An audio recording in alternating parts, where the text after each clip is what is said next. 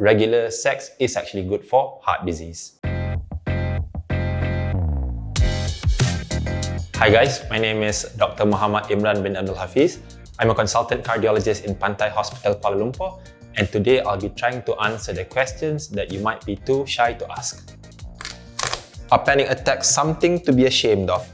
Now, panic attacks are intense periods of fear and anxiety which can happen at any time. They can be associated with fears of breathlessness, chest discomfort, palpitations, and so on. Now, panic attacks can happen because of genetics, medication, traumatic or stressful life events, and even medical conditions such as high thyroid levels. Panic attacks are nothing to be ashamed about, but if they happen in a severe or frequent basis, you might want to see a professional. Is heart damage reversible? It depends. The heart has a limited ability to reverse heart damage, and it really depends on what kind of damage we're talking about. I'll give you a couple of examples. If your heart is damaged from high blood pressure which is uncontrolled, or things such as high thyroid levels, treating the hypertension and high thyroid levels may actually reverse the heart damage. On the other hand, heart damage from things such as massive heart attacks, you might be limited in terms of how much you can do. It's important to note that the ability of the heart to reverse damage is actually quite limited.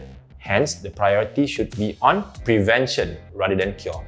Is regular sex good for heart health? Sex or regular sex has been associated with reduced risk of heart disease, and it does this in a few ways. Sex is actually a form of exercise, and we know that regular exercise actually reduces the risk of heart disease.